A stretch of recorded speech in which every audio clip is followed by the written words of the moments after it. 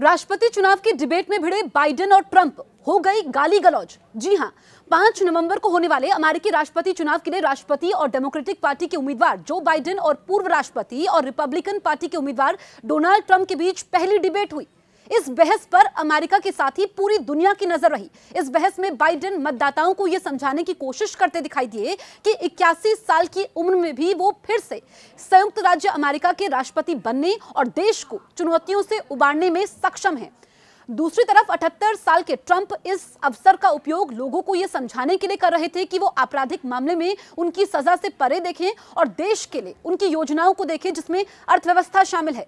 हालांकि पहली बहस के समय खासी गर्मागर्मी देखने को मिली और इस दौरान दोनों ने एक दूसरे के खिलाफ अमर्यादित भाषा का भी इस्तेमाल किया। पहले आधे घंटे का अगर हम जिक्र करें तो पहले आधे घंटे में बाइडेन पर भारी पड़े ट्रंप। जी हां, दोनों नेताओं के बीच ये बहस अटलांटा में एक मीडिया चैनल के मुख्यालय में हुई। मीडिया रिपोर्ट्स के अनुसार ट्रंप और बाइडेन ने अपनी शुरुआती बातचीत में अर्थव्यवस्था पर बहस की, जिसमें दोनों नेताओं ने मुद्रास्फीति, नौकरियों और कर नीति को लेकर एक दूसरे पर हमला बोला। रिपोर्ट्स में यह कहा जा रहा है कि बहस के पहले आधे घंटे में बाइडेन थोड़े नर्वस दिखाई दिए। वहीं ट्रंप की अगर हम बात करें तो ऊर्जा से भरे हुए ट्रंप नजर आए। उन्होंने अपने जवाबों में झूठ का भी सहारा लिया। ट्रंप ने कैपिटल में हुए हंगामे को लेकर अपनी भूमिका से इनकार किया और ये दंगे में दोषी ठहराए गए लोगों के आचरण को भी खतरनाक मानने से इनकार कर दिया। ट्रंप ने बाइडेन को बेटे को लेकर घेरा। बहस के समय जो बाइडेन ने कैपिटल हिल दंगे के लिए ट्रंप पर आरोप लगाते हुए कहा कि ट्रंप दोषी है।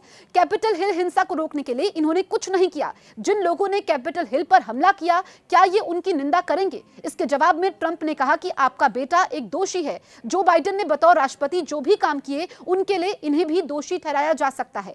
ये व्यक्ति एक अपराधी है, मैंने कुछ गलत नहीं किया। ट्रंप ने यूक्रेन युद्ध को लेकर बाइडेन पर निशाना साधा और कहा कि अगर वो राष्ट्रपति होते तो यूक्रेन युद्ध कभी शुरू ही नहीं होता। इसके अलावा महंगाई और अफगानिस्तान मुद्दे पर भी काफी बहस हुई। दोनों नेताओं ने बहस शुरू होने के समय मंच पर एक दूसरे से हाथ भी नहीं मिलाया।